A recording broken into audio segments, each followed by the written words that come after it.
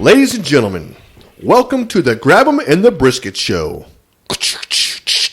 Fireworks, fireworks. Okay, I love the intro. I love the intro we have. I feel like you have to match the intro that we have playing. Intensity? The intensity of Christ. I love it.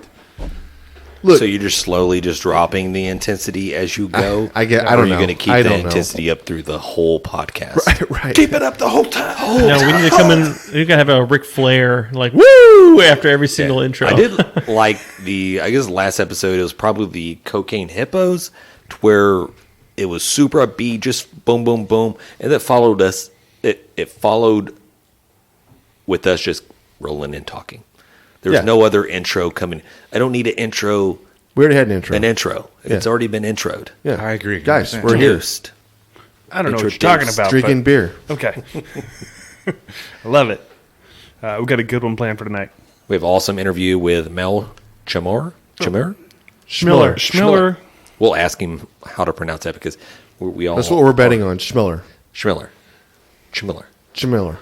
Okay. Yeah, we'll ask him. It doesn't matter. But before we get into that, Alden, what's him with the business? Y'all want to know my business? no, we just want to know about the podcast. I got a lot of stuff to tell you about. Is business good? I got a lot of stuff to tell you about. Is business Now, good? y'all know the freaking drill, man. Go to the website. It is grabinthebrisket.com. No, it's not. Yes, it is. It's grabthebrisket.com. It's either one. They're both the same. Same one. Damn it, we'll always get confused when you get rid of one. No.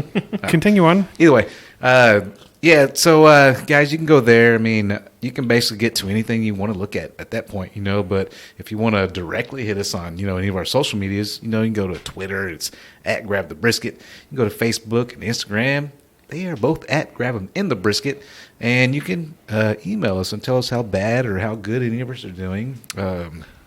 We'll all look into it and either agree with you or disagree with you. But that email address is grabbingthebrisket@gmail.com. And just, leave us your thoughts and opinions, man. And we always love it. And like I say, hit the website up, buy some swag. Leave us a good comment. We may send you a shirt or two. Who knows? Yeah. Hey, push the new shirt, Alden. No pushing. I don't even have a new shirt. How about we I have a push new what I shirt. You got a new shirt that on is the true. I market. forgot It's about the that. Cocaine Hippo And the Gator. Meth Gator shirt. Duking it out. You guys check that out. It's awesome. It's an awesome design. Shout out to Yeah, the guy that designed it is, he's on Instagram at Rubbertoe3. Which his name is Roberto, but it's Roberto. Yeah, but this is spelled rubber. Rubber toe. Yeah, but Okay, not okay. TOE, TO3. TO3. Yeah. like a backwards E. Rubber 2-3. Rubber 2-3. Rubber toe. But the E is a 3, so I think it's Oh, cool or I something. I got don't you. know. Okay. But, yeah, he does some cool artwork, and he knows a lot about beer. I want to know, have we got any response on the? I want to hear some feedback on our new song too. Email us, man. Hit us up. Direct DM us. Yeah. Do you like the Slide new in those intro? DMs. Tell us that it sucks or it's good. Yeah. Do you like a new intro? I did get a message from Burley saying it's badass. That makes you feel better. Nice. There it is. there it is. So we have Mel Chmilar coming up. Super excited for this one. If you haven't had a chance, hopefully we'll get into some of the videos and some of the things he's done and his progression and to become into the barbecue world. And for me, I've been a fan. I've seen a bunch of his videos. I didn't even know really that we were going to have this guy on. Whatever else. So he's been around doing this for a while. So super excited to have that. Yep. Let's what did the kids say? Let's go ahead and pick up the phone and Yeah, the rotary dial. just the Mel Chmilar, come on down. Yeah, you're the next contestant on. Let's not screw this up. The kids are talking about rotary phones now. No, it's a joke, Alden. We were making it funny. All right, let's get him on. Let's get him on. Sorry, hey guys, this is James from Grabbing the Brisket. So we got another wonderful interview for you guys. We got Mel Chmilar from Dark Side of the Grill. So pretty stoked to have you on, Mel. Thank you for taking time out of your schedule to sit down and talk barbecue and maybe drink a beer with us. Fantastic. Thank you very much for having me, guys. This is it's a nice break in the week. I love it. Gonna be good. Heck yeah, excuse to drink midweek. Well, Heck yeah. yeah. Who doesn't need an That's it. excuse to drink? So just kind of like in Texas, we're in the southern part of Texas where we're located at, and we were just talking a minute ago about the weather, and it's kind of an idea that the temperature right now is 68 degrees here. Well, it was today. It was 68. Yes. What is the temperature there? It is minus 34 Fahrenheit. Yeah. Like Yeah. in the fridge? Yeah. It's My like, fridge ain't that cold. You got to go in the fridge to warm up. Exactly. Yeah, it's disgusting. It's really gross. I absolutely, every time it gets these cold snaps, I don't know why I live here. Like I drive an H2, a big Hummer, 6.2 liter. To turn that thing over in this kind of cold, the oil is like molasses. And yesterday, my check engine light flashed like my motor was seizing for about 2 minutes before it warmed up enough to think it was okay to just sit there. oh, wow. That's And awesome. there's nothing you can do. Like I changed my wife's battery, my mom's battery. They just freeze up. Everything just freezes up and quits working. It sucks so bad. Oh, Yeah, man. that sounds awful. Is that the same Hummer in your video where you're getting pulled on a skateboard drinking a Yep. White Claw? Yeah, that's the one. That's the one. Fantastic video. I imagine you're Yeah. not barbecuing right now either. Yeah, all Super Bowl weekend, I was out there every day in my robe, my flip flop, just giving her, man. Just I up here, there's no excuse, right? We live here. It is part of it, right? Firing up the stick burner sucks, right? That's a bit tougher of a sell, but the Big Green Egg, it's more insulated, if you will, when you get it going. So it's not nearly as bad, but they freeze shut. You rip your gasket off trying to open it. I use a tiger torch to thaw out the lid, the vents, just to get them open. So Wow. yeah. Jeez Louise. So you got to. So you're a Big Green Egg ambassador, correct? Or So I'm pro on team. I'm on their pro team. Yeah. Got you. So you're talking about your gasket or your lid seizing up. I had a guy, buddy Dusty. He sent in a question for you because he's got a Kamado style grill, but his lid freezing or sticking is a little bit, well, actually quite opposite of what you're having. His is when it heats up, it sticks. Like I guess there's a latch that, or some type of like latch that closes this thing. And I don't think the green eggs. I don't know if the green eggs have the latch or not. No, they don't. There's Okay. just gravity holds it shut. Okay. Now I was going to ask you, have you had any experience with that? What he's talking about, what I would do is spray it down with a lock de-icer. That's just steel on steel, and when everything shrinks, it gets a lot tighter. So he's probably getting it stuck that way. If you put a lock de-icer on there, it'll probably lube it up enough that won't happen. I don't know how close you want to get that stuff to your food, but Right. Yeah. it is definitely a way to get it to Okay. quit locking. Yeah. There you go, Dusty. Yep. Yeah. So for when the lid freezes shut, a way to get around that is use parchment paper at the end of your cook. You can lay that down on your gasket, shut it, and then it won't freeze shut. But Okay. I'm always too lazy to do that. Yeah, Right. I just tiger torch. It's funny. It's like I can imagine right now. I'm picturing like the parchment paper sitting like 2 feet away, and you look at it right before you shut, and you're like, "I'm not doing that. I'm not doing it. I'm just not doing 100%, quite literally 2 feet away. Like yeah, exactly. That's it. That's awesome. Yeah. I don't know where I saw it, that you're a welder. Is that by trade? Yes. So I'm a journeyman welder up here in Alberta. I'll give you a little bit for those of you who don't know much about Alberta. We're called the Second Texas. All we do up here is oil, gas, tons of beef, huge agriculture. Everybody drives something with a lift kit and big knobby tires, and it's just a go atmosphere. I grew up here, born and raised in the prairies, and started welding on my dad's hot rods when I was 14 because I had smaller hands back then. and yeah, as soon as I could, went to school, got my ticket, and in the oil field ever since. That is awesome. So do you have an offset that you built Yeah. yourself, or? Oh yeah. I've got, so the one I have out on my deck, you'll see it pictures on my Instagram. That's Darth Angus. She weighs about 1,500 pounds, so she's not moving anywhere. She's just part of the deck now, part of the yard. But I built quite a few that I've flipped over the years. Things I didn't like that I was just too lazy to cut off, so I just built another one and flip that one. Right, they kind of just sort of pay for themselves after a while.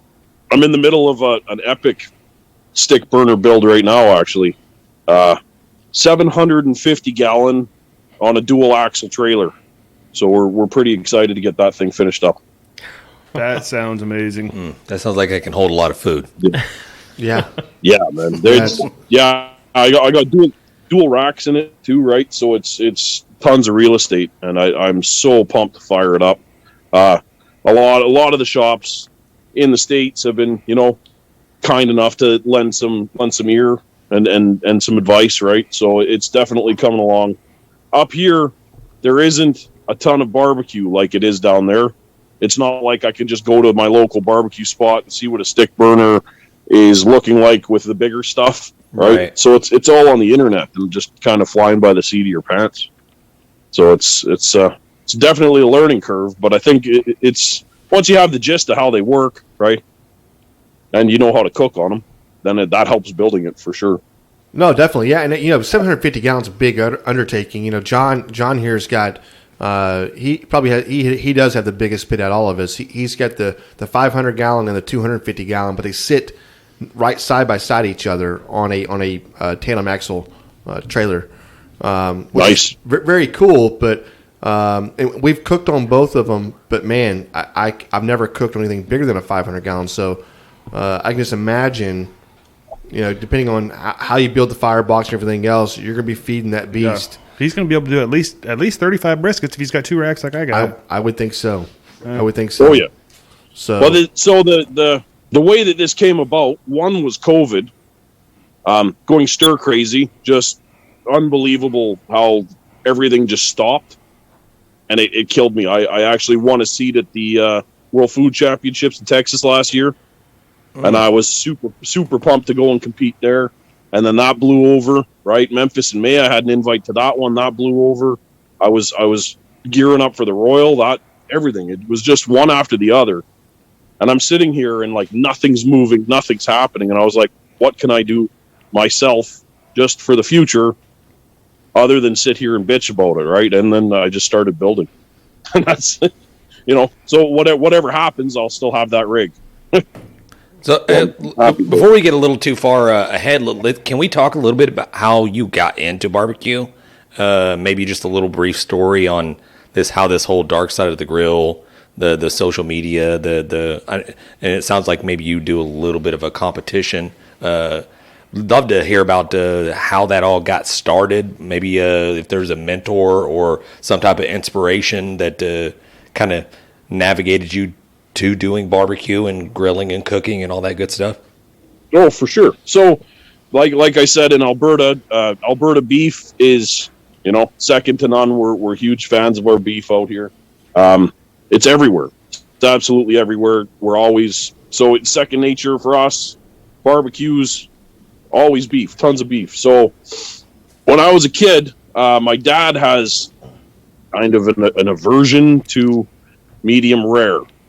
He burns everything. When I was a child, all of our roasts were solid and dry, and you needed gravy just to swallow it. It sucked so bad. The pork chops were like hockey pucks. It just so as soon as I was old enough to start cooking, I took that over. And also my grandmother, she's Ukrainian, constantly hand making everything. Everything came from the garden. Everything was no waste, right? You make tallow, you do. So I spent a ton of time with her learning that stuff as well. So it kind of all jived together.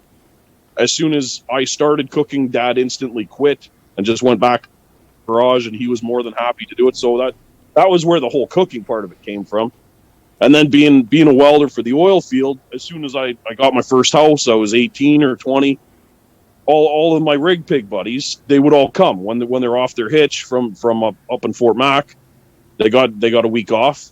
They come in with a bag of groceries and a case of beer, and that's all we would do all the time, just constantly barbecuing and cooking. And the cooks got bigger, the cooks got better. I always, one of my first was it was almost a Weber kettle, but it was from Cabela's, and it was like a silver bullet. I think they called it a 7-in-1 or a 5-in-1, but all we ever did was just smoke and barbecue in it. But that thing would go all the time, and even in these crazy temperatures, I was still knocking briskets and stuff out. It was nuts. And then building my own pits after that, and then the Big Green Egg and everything else.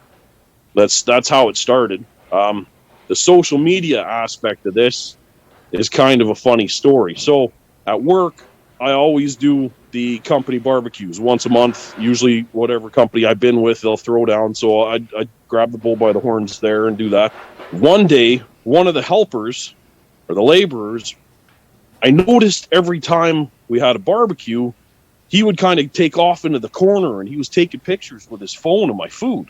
And I was like, what are you doing? You selling this shit on the side? Or what are you doing over here? And he said, He's got his own Instagram. every time you're cooking and you do this, I get more followers on Instagram. And I started laughing. I'm like, Instagram's for 16-year-old girls, man. What are you talking about food on there, right? So 2 weeks later, I had 400 followers. And that's literally where it started. Nice. And it just snowballed from there. And it was crazy. And huge accounts reached out right away. And it was just awesome. I had all kinds of support, and everyone was like, wow, you're coming out from the middle of nowhere and you're, pretty good at cooking this style of stuff. And I can honestly take any cook and just fire it up. Like I did my first beef Wellington was amazing. Absolutely amazing. I knocked 3 more out back to back, and everyone's like, usually you're supposed to screw one up first, right? And it just I have a lot of fun with cooking, and I seem to be able to maneuver all kinds of different cooks without much issue. So I really enjoy it. Very cool. Very cool. Passion. That's something I can definitely see. Even some of your videos, and we've seen you on YouTube, and you can see. For one, you're definitely funny, right? You have a humor about you that maybe you're not even trying, but maybe you are trying. I don't know. I definitely love the robe get up and everything else. But yeah, you definitely can see the passion of what you're doing and everything else. And I was watching one was like the old 96-ouncer steak, right? Which I think is a great one right there. But even you can tell even when you go to start cooking it or go to start seasoning everything else. Like I think the first thing you came off with was like some pink Himalayan salt, which is not something you hear everybody say when they go to season a 96-ounce Wagyu steak, right? Let me get the pink Himalayan salt out, but you did, and from that point on, you just went on, right? So it's a great video. They're fun to watch, and sure enough, I've watched one, and now I'm going right to the next one and going to the next one. So very cool. So you can definitely see the passion of what you're doing there. Awesome. Thank you very much, and tell everybody, because YouTube is a hard nut to crack, man. I've thrown everything but the kitchen sink at that thing. It's yeah, you're telling us. I mean, we've been trying at YouTube for quite some time, and it's not really our forte. I don't know what it is. What YouTube is for? YouTube is for, like, I guess you're talking about the little girls on Instagram, but YouTube is for like kids that want to watch freaking satisfying videos or some freaking unboxing toys and whatever. That's basically what YouTube has became. So, well, no, I use YouTube if I want to know how to do something. Right. That is true. I'm like, how do you take apart and rebuild a carburetor for this? I'm like, I can YouTube that, and sure enough, if I can't find the exact model, I'll find one close enough I can get done what I need to do. Right. Yeah. So that's what to me, it's basically an information video. Like I've become so much smarter since YouTube. Well. You know what? And I'll be totally honest with you. I built a garage off of YouTube, a 900 square foot garage. I had the pad poured, and then I framed it myself. I did the soffits and the fascia. I did the shingles and everything. And I'm not a carpenter. I'm a welder. And my neighbor had his contractors came in and did it. First major windstorm, and half of his vinyl siding ripped off. And he was pissed right off. He's like, I watched you out here getting drunk every day doing this by yourself. And yours is still fine, and mine is falling apart, and I paid top dollar. And it was YouTube. It was all YouTube. Like, how do I do soffits and fascia? And I just watch someone for 10 minutes, and then away I go with my tin snips, and It's crazy. That's right. It's actually crazy. I love YouTube. I absolutely do. It's like even like building a barbecue pit. There are so many good videos right now that are out there that I've watched so many. I'm like, I'm going to build a barbecue pit. I know I can build a barbecue pit right now. First, I need to watch that. How do I weld? How do video. I weld? I've already watched that video, John. I know how to weld. It's crazy, but it is true. So I'll give you an example of that. I've always been a huge fan of aquariums and fish. I don't know why, but I've just always. But I don't like a ton of work, and I never wanted to get into saltwater. And if you know anything about fish, saltwater sucks. Like there's a million things you need to know, and I'm not a chemist or a scientist. My first saltwater tank was a 300-gallon reef system, which everyone told me was absolutely impossible for me to tackle. And like 2 weeks on YouTube, and it was set up and rolling. People were just pissed. The internet trolls were coming out of the woodwork like you wouldn't believe over that. I'm like, well, what do you want? It's there. It works. Come over and look at it, and they're like, well, that's not how it's supposed to go. I'm like, well, who said? YouTube said fill it up and do this, and there you go. It's done. It works. Yeah, if it's on YouTube, it's got to be true. Yeah. That's it. Exactly. That's someone's fact checking something over there. They got it. Right. I got a question for you. I love the Dark Side of the Grill name. Right? Is that something you came up with, or is that something you had? Yep. Hey, what's the inspiration? Is that the? It's gotta be Star Wars, right? It is, and it's also Pink Floyd. Yeah. Right. The Dark Side of the Moon. So I'm a huge fan of both things. Like a huge fan, and it just kind of clicked. And also, because I'm not your average face you'd see tied to cooking and explanations, right? So I'm trying to show like the underbelly of the barbecue pit sort of deal from my perspective. It all just kind of meshed together as soon as I thought of it. It was like, this is it. We're running with it. It was, So I'm bringing light to the dark side of the grill, there you to go. show you how easy it is to do, kind of thing. Right. Right. And that's why I dumb everything down. And that's why the robe and stuff like that, it definitely helps people understand that I am not a culinary arts trained chef. I'm literally a welder that works 8 to 10 hours a day, come home and cook. And that's where I keep my authenticity. And it helps. It helps a lot. I have a lot of people reach out all the time saying, like, I never would have tried this, but I saw you do it, so now I have to. You know? Wait, what is that supposed to mean? You saw me do it. Yeah. No, I'm used to it, man. I take it. No, it's awesome. That's very cool. I had my first chance to cook a Canadian brisket this past summer, right at the height of the coronavirus. You were so confused when you bought it. I was very confused. I brought it home. Well, apparently we had a brisket shortage in Texas that they were importing. Well, HEB was importing briskets from Canada. That's right. Yeah. And so and typically we don't have very much of a shortage here in Texas when it comes to briskets. But it was my first time I'd ever cooked a Canadian brisket. And let me tell you, it felt a little weird at first. No, I'm just kidding. Like you're cheating. Right. You're cheating a little bit. I was cheating on Texas a little bit. No, it was fine. One of the things that I made a joke. I sliced into it. I said, "Oh my God, there's no syrup coming out of here! Holy shit!" And then everybody kind of like, "Hey, you're so dumb." And then it was one of the best freaking briskets I had all summer long. And the texture, the fattiness of it, it was a really well lined or really well marbled brisket. I was like, I went back to the store. I was like, if I can find another one, I'm buying another one. I'm going to freeze it. But they were all out of them, and now I can't find them. So now I've got to go like, I don't know, order it online or see if that was a fluke or something. I don't know. Mel's probably got them up there. Maybe he does. So I got tons of not so much love from Texans actually when I was doing my brisket buys. I had put up posts. There was a post. I got a ton of love on it. My daughter's car seat, I had 6 briskets stacked in there with the seatbelt over it.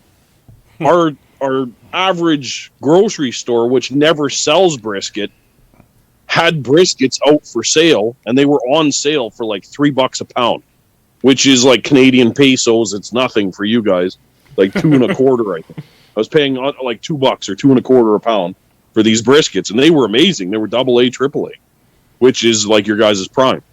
Nice. And on the sticker, I noticed it said COV brisket. And I looked at that and I said, you know what? I think that's code for COVID. These are COVID brisket. Turns out, with all the restaurants all got locked down, they weren't buying the briskets that they grind up.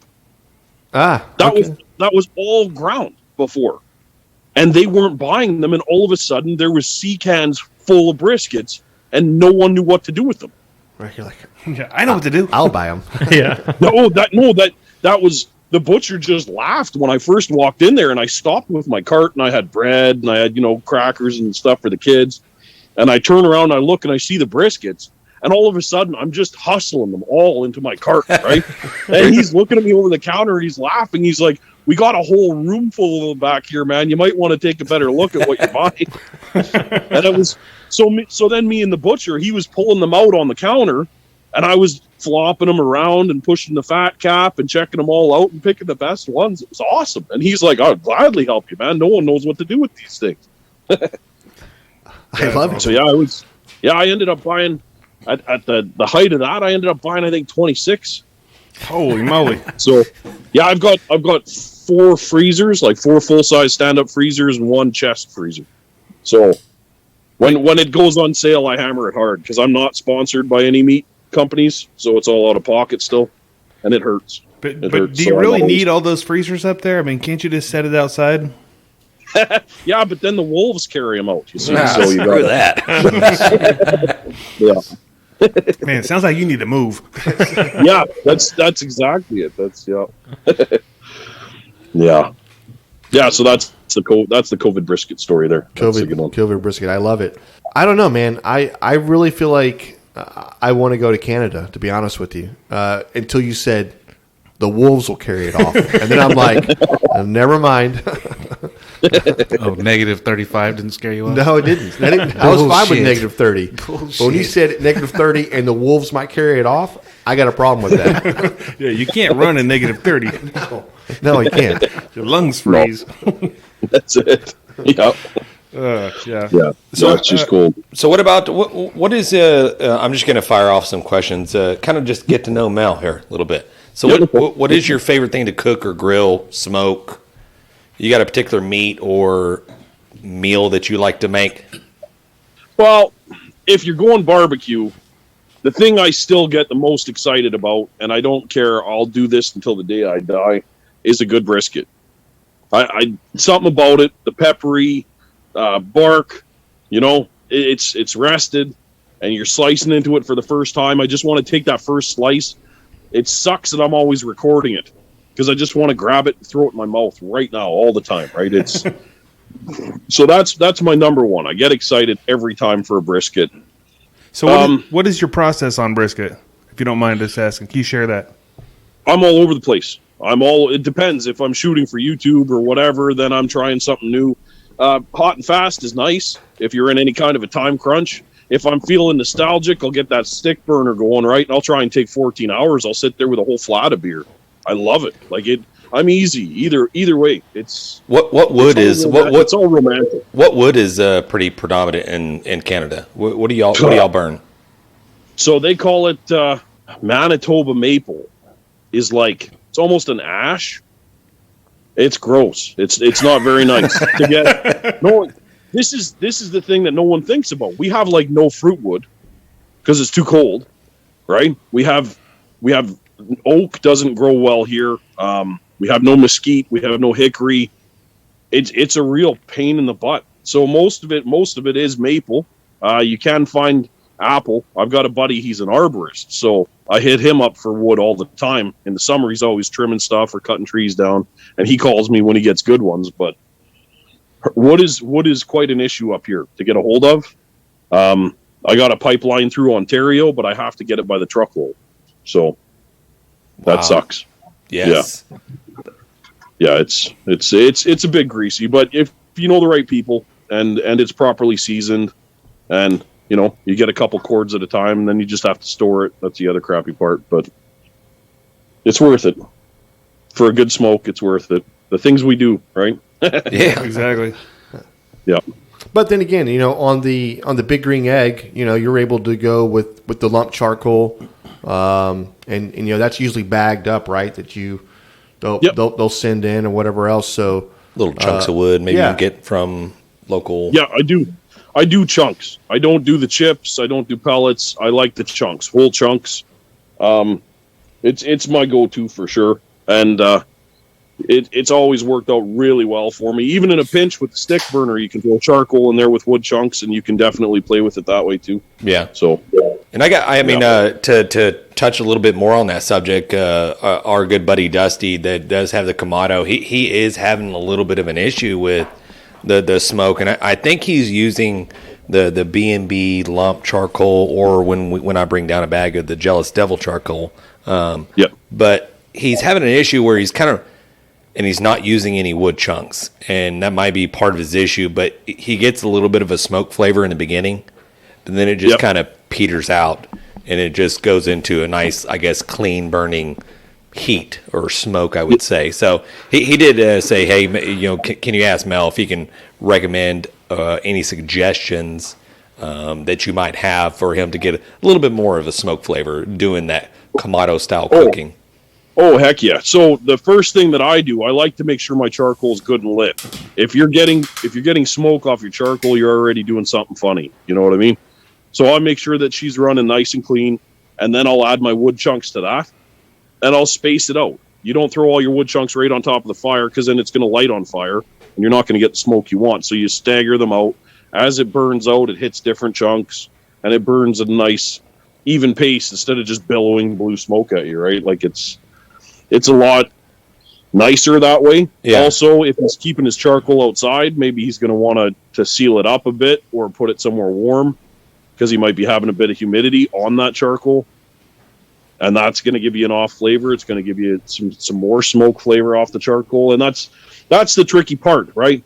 We all remember when we first started and that smoker was just billowing smoke, and you're sitting there like, these ribs are going to be the best ribs we've ever had.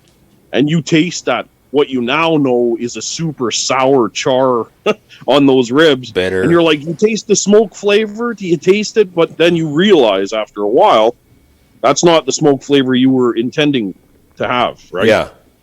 So once you get over the wow factor of having just smoke on your food, then you have to clean it up and get into the proper smoke, which is then, it's the charcoal shouldn't be doing that for you. Right. So you got to figure out right there what's going on. I definitely, whenever possible, that's why I use a tiger torch when I light my charcoal. So it's pretty much lit right away. Do you just dump how do you do the charcoal situation? Do you fill up the bottom of the green egg and then come in with the torch and light the middle of it, or do you light a basket? Okay. So every day almost I'm out there. I'll leave the old charcoal in there. I'll just run over it with my hands, or I got a little ash tool, right, and knock some of the ash out. Then I'll put fresh stuff over top of it, and then when I light it right in the center, and I get the center good and red. And then it's like a bullseye, and it always burns clean. It always burns nice. And if you want to test the taste of your charcoal, throw a handful of nachos in there, and that'll tell you right now. The smoke sticks to nachos like nobody's business, and you can tell exactly what you're. Even I do that when I question wood. You want to know what you're getting for wood, right? Throw a handful of nachos in there for a couple minutes, and then taste what it tastes like, and then you know exactly what you're dealing with. You say nachos, you're talking chips and cheese here? Yeah.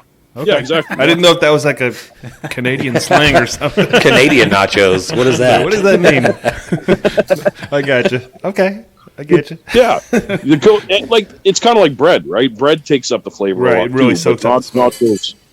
Yeah. Nachos don't suck to eat. So. Right. Nachos taste better than bread. So. Yeah, exactly. That's it. Yeah. All right. So what's your go-to beer of choice up there in Canada? Budweiser. Budweiser, king of beers. Love it. I'm a big Bud Light guy myself, man. Right. They bag on me, but I got 10 cans sitting in front of me right now. So Well, we want to see none by the end of this. Well, they're already. don't worry about that. Don't worry about that. I got a big gullet. So All right. So when you're not jamming out to Pink Floyd, what other music are you into? I'm all over the board. I've never been picky about anything in my life. Or what are you not into? Maybe that might be the better question. do you like Nickelback? No, Absolutely not. They came up here. That is the one. Okay, there you go. I'm not a huge fan of the Tragically Hip either, and a lot of people give me flack for that. I just find that they sound like whiners, so I just never been into that. But maybe not the last time. Don't quote me on this, but Chad Kruger came up here. They were playing Grand Prairie, and someone took their shoe off at the concert and hit him in the face with it. And he came up here, I think it was 5 years later. Somebody else did it. It was the other shoe. I'm not like, I don't know who buys the tickets. Everybody's wives and girlfriends are buying the tickets. Nobody wants to see these guys. Nobody. I don't understand how they sell anything. But what do you know? I hate Nickelback. Hate it. Are you listening to any country music up there? A little bit. I like the old stuff. I like the old stuff a lot more than the new stuff. I don't know. It's more like pop. Exactly. But, yeah, I like the old stuff a lot. I grew up on Johnny Cash, stuff like that. So Oh, I love this guy. yeah, it's yeah. I don't know. I like music, cooking, anything with soul. Right? It's all the same. I like something with some texture to it. That's all. Nice. So, are you? What's the plan? Earlier, you were talking. This last year with COVID, you missed an opportunity to come to Texas. Missed an opportunity for the Memphis MA. Are you looking at 2021 to be the year you're going to make those things happen, or are you kind of? We're going to have to pick and choose. This is all new for everybody. I get it. I've got a young family. I got a daughter who's turning 1. I've got a 6-year-old plus the wife, right? And so in the middle of COVID here, I forget what month it was, but it was still summer. They had lightened up on our restrictions a little bit. I was able to go to Toronto for a week and meet up with a bunch of my barbecue family there. And I bunked with a buddy.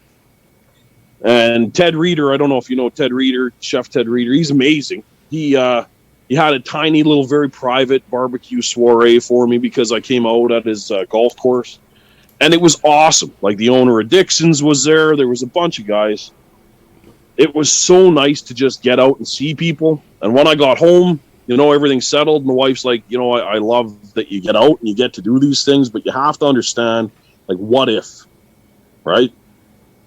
And it kind of checked me in a bit because I wasn't really thinking of that. And then after that, it's like, if I do go to the States and I get stuck down there, I get sick and then I get stuck, then what? You can't come back. Like, they're putting Right. people into hotels right now that are coming back, forcing them into hotels until they get tested. Oh wow. They can't go home. Like, I thought that was illegal, but they're actually doing that now. So, wow. so I don't know. I don't know if that's on the books just yet or what. We have, like, no vaccines. You guys are at least getting vaccines.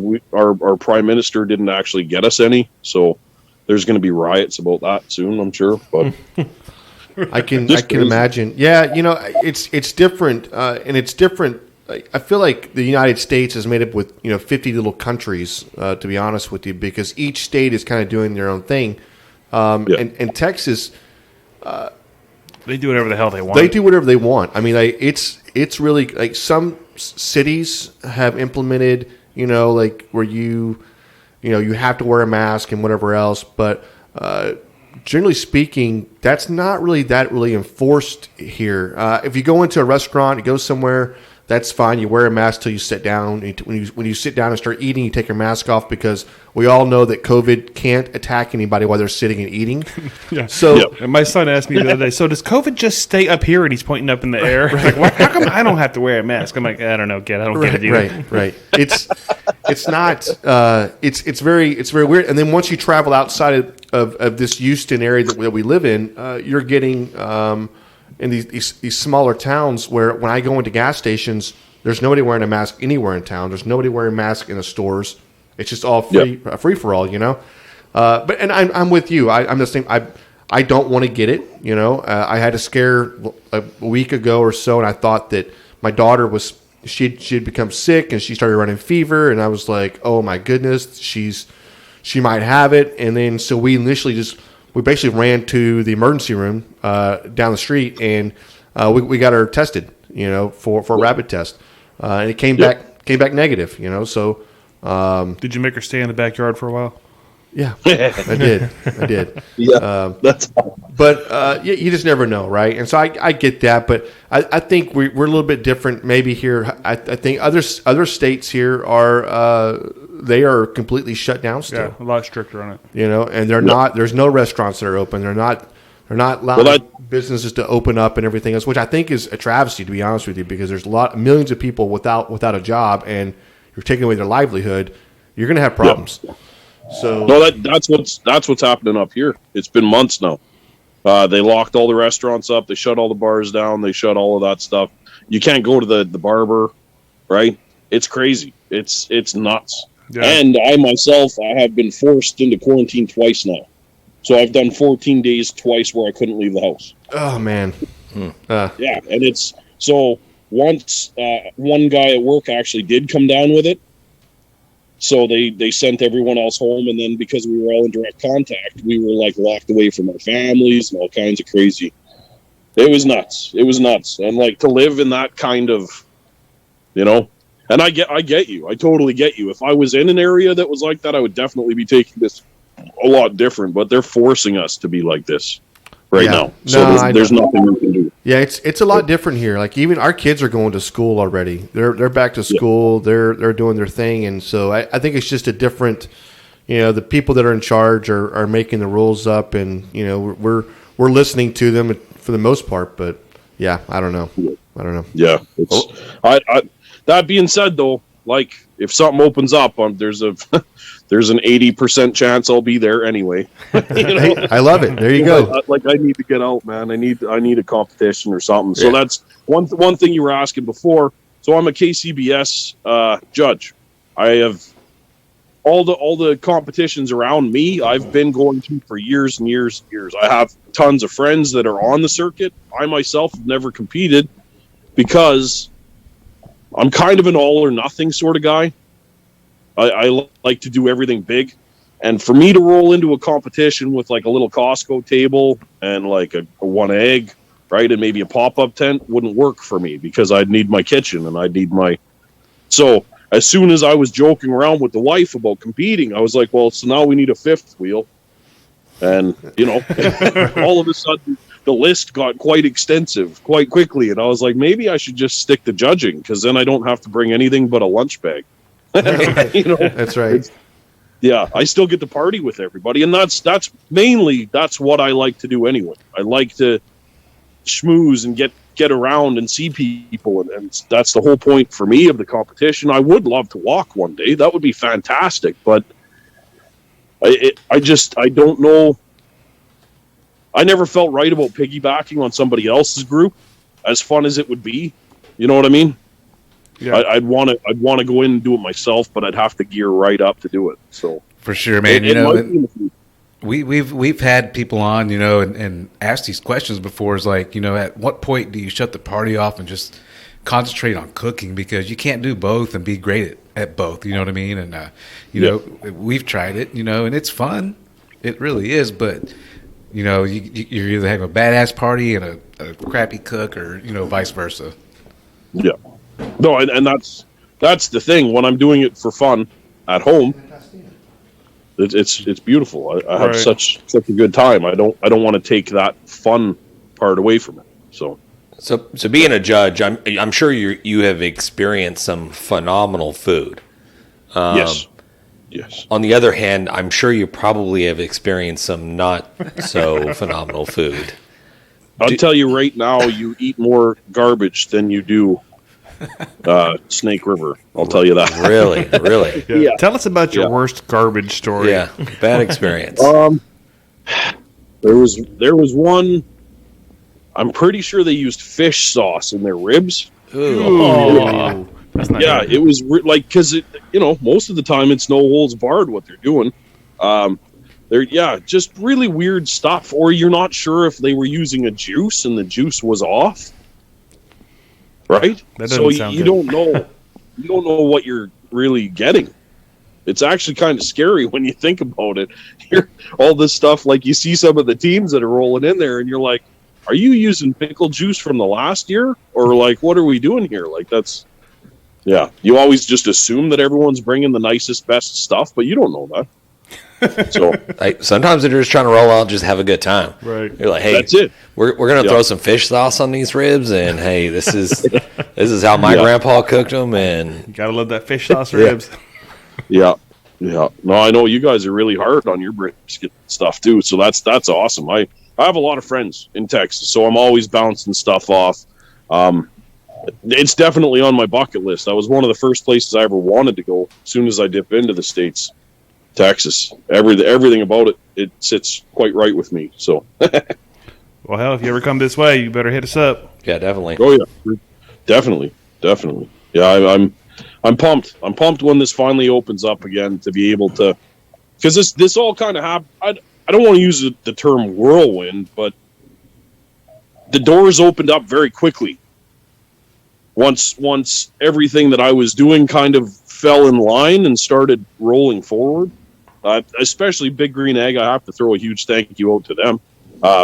They carry a bit of weight in the food scene, right? So that helped a ton with meeting other people and chefs and people that are writing books and stuff. So it's really cool to be able to get into all of that kind of stuff. And that's one of the things where I never traveled before. I can't speak for most Canadians, but a lot of the people I know, you're not looking for a country to go to as soon as you get your vacation. You're looking for a campground. You're going close, and you're spending all your money on liquor and food. I love And that. like quite literally, it's weird. Like our engineers will come back from Mexico with a tan, and you'll be like, "How was it?"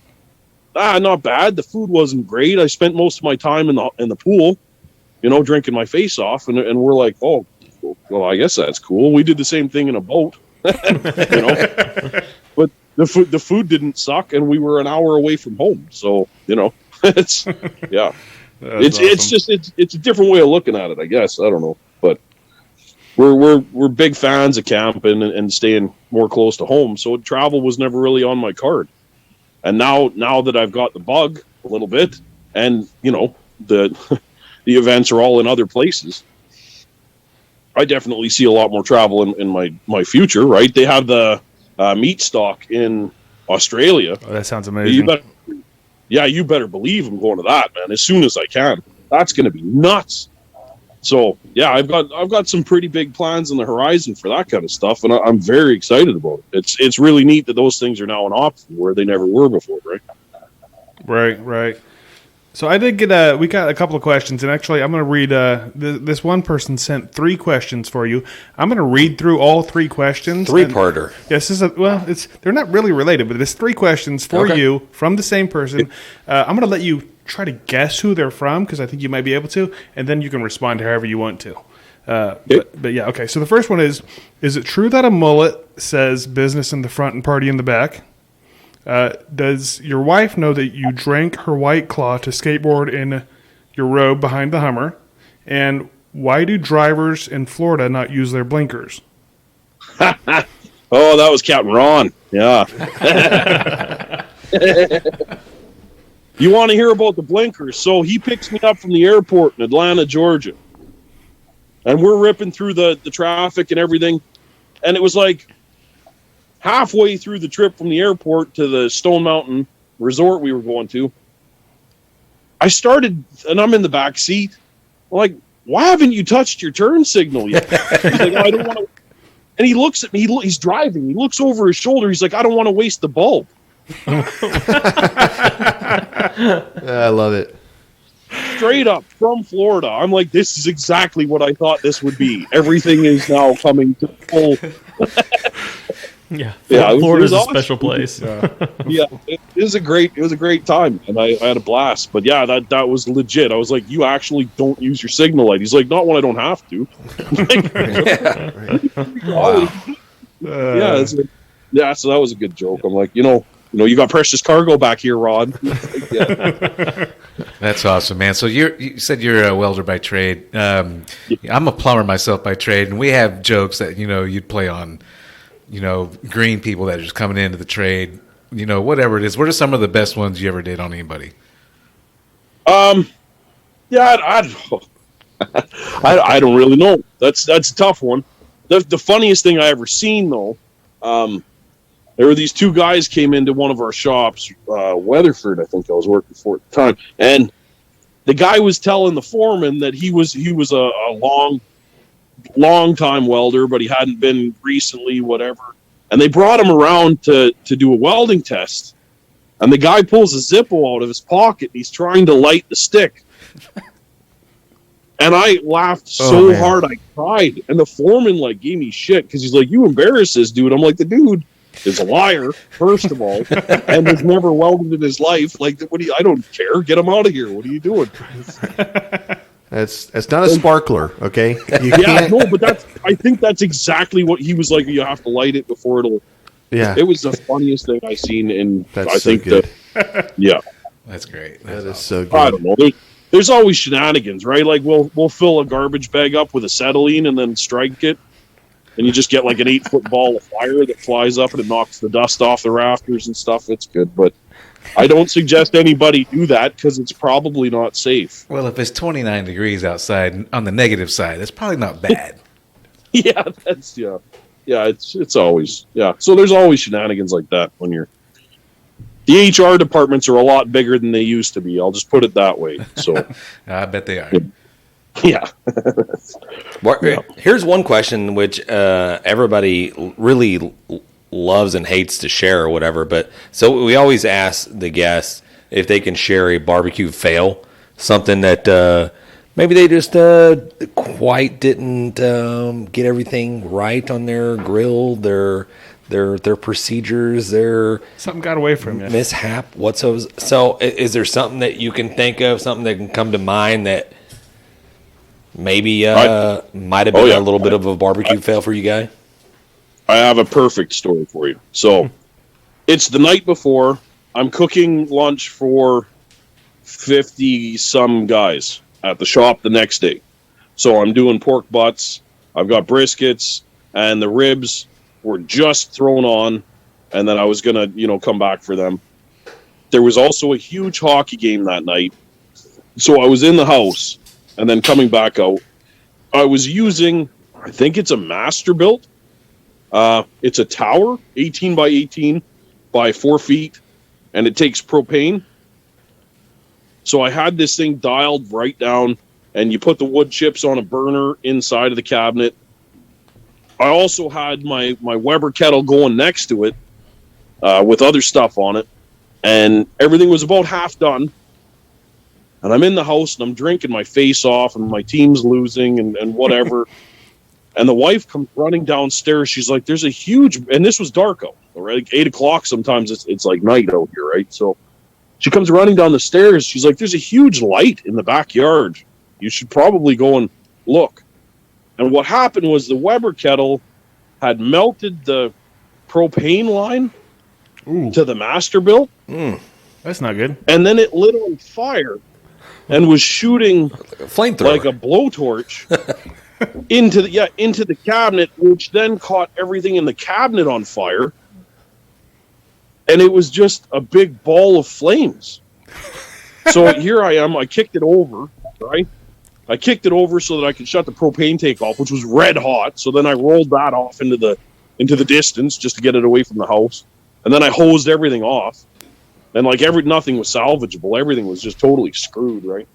So here's the fun part now. I have a lunch for 50 guys in the morning. And I've literally just burned all the food, and it's like at night, and I've been drinking heavily. So it was weird because I'll go to work and work until lunch. Everything's sitting in a Cambro or a cooler, right, resting, and then you can just serve it warm, right? Well, I had to call in sick, but tell them I was showing up at lunch with the food. And then I just didn't sleep. You were just kind of sick then, right? I didn't sleep. Like speed defrosted more pork butts in the sink like you do with a turkey, the way they tell you not to do, right? It was just chaos. We don't care at that point. To get this done. It was just not. And the foreman's like, "What the hell happened? Why would you call in sick on the day that you cook?" Like, I literally, dude, these were on the grill 20 minutes ago. Just don't even start with me. I haven't slept yet. Whatever. It was just crazy. So that was my horror story. and that was the last time I used propane. So, yeah, I love it. That is awesome. Yeah, you know what? You're saying Propane the is- story, but there's somebody out there saying, "Holy shit, this happened to me." Exactly. You know what I mean? But nobody shared the story, right? So, hey, you never know. People might learn from that. yeah.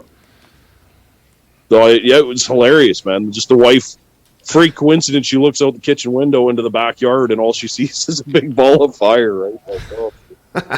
Yeah, I love it. I've got so many epic fail cooking stories that you wouldn't even. Dried out scorpion and ghost peppers. I'm a huge hot sauce fan, huge spicy food fan. So I make my own hot sauces and I make my own rubs and stuff like that. But the first time I got what we like to call contraband, they were Butch teas, Trinidad scorpions. There was chocolate ghost peppers. These were all from the States, shipped up to me as drinking tea, herbal tea, because at one point we couldn't get them over the border as peppers, so they were dried whole peppers. Oh wow. And here I am setting up in the kitchen with my food blender, and the wife walks in and she's like, "What are you doing?" I said, "Well, I'm going to blend up these dried peppers, right, and I'm going to make a rub out of them." She's like, "No, you're not doing that in the house. Go outside." Yeah, so that was it. So I go outside, I get the food processor going. All of a sudden, the dust comes out of it, which I wasn't thinking of. And, of course, the wife didn't mention this to me. And also, I drink a lot when I'm doing stuff. So I literally pepper sprayed myself. Oh man. Ooh. I'm on my hands man. and knees with the garden hose, and I'm shooting the garden hose right up my nose. I'm not exaggerating. I'm shooting it up my nose, and she's in that same kitchen window laughing at me as I'm like rolling around on the grass, just trying to clean my nose out and my eyes. It was so bad. Yeah. Yeah. You're like, Just thanks. imagine if I had done that in the house. You're like, thanks, babe. Appreciate it. Yeah. But, Yeah. So that's another one. That's a good one though. That's awful and hilarious. Yeah. That's still, I mean, I've done that where I started boiling like jalapenos, peppers at the I'll boil the peppers a little bit before I make the salsa out of it, and people will walk in the house. Like kids walked in, and their eyes started watering, and they're talking to me, and they're like, "What is going on?" They're like they're running out of the room. I'm like, "Oh shit, that's the jalapenos." I'm sorry, I should do that outside. My bad. That's awesome. Yeah. Right on. all right. So, Yeah. So that's it. hey, Mel, we really do appreciate you being on the podcast. Is there anything that you want to put out there to our listeners or your listeners as far as where people can get a hold of you social media wise and all the wonderful content that you're putting out there? Yeah, no, so you can find me on Instagram, Dark Side of the Grill, Facebook, Dark Side of the Grill. I'm on YouTube, Dark Side of the Grill. I'm on Twitter, but I don't like it, so don't even bother there. And yeah, that's it. We also do our own little podcast thing there every once in a while. That After the Cook is what we do, and that is more drinking than anything. So it's a lot of fun. It started during COVID. Me and one of my teammates from Big Green Egg, we just to kill time, right? Yeah. And it stuck. So it was fun. It was a lot of fun. That's Yeah. awesome. Yeah, we'll have to check that out. Yeah, it's a good time. We had Derek Wolf on there last night. So Okay, Nice, awesome. nice. Derek Wolf. Yeah. I listened to one of the episodes. You had, I guess, a Green Bay Packer player on there. yeah, Lane Taylor. Yeah, he's a sweetheart. Nice. Lane Taylor. Okay. Yeah, he's a sweetheart. I like him. yeah, it's a lot of fun. But like I said, it's just drinking, messing around. Good time. That's mostly what we do too. Yeah, definitely. Hey, we drink a little, we mess around, and then we record a podcast. And then we drink some more. Then we drink more. Yeah. And then we have a beer review. Then John has to do a whole lot of editing come a week from now, and he's like, holy crap, we were messed up. That's awesome.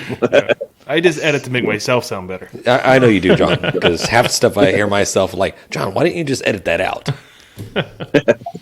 Oh, that's fantastic. Yeah. But So hey, you guys compete much, or what do you guys do? we fun? well, like you, we're kind of in the same boat as well. Like, I mean, the competitions have in 2020 just kind of fell off the table. And then 2021, towards the end of 2020, they started picking back up again, but we're still kind of like on the verge, teeter-tottering. There are competitions that are popping up here and there, but yeah, I mean, we got our start doing competition, here in Texas, doing the IBCA. We really don't have any experience doing the KCBS, but that is starting to become more and more frequent here in Texas. Yeah. How do you guys like the conversion from competition to backyard? We honestly probably cook the same way, with a slight little variable. I mean, we don't really go very heavy in some of the salts or some of the seasonings, but process wise, we probably tend to stick with the same process as far as how we cook stuff. Yeah, I think it's because we're always secretly practicing for a future cook-off, right? So we're always going to you're always trying to mimic and do the same type of cook, or if you're working on a recipe, we're trying to nail that recipe down, even though we're in the backyard.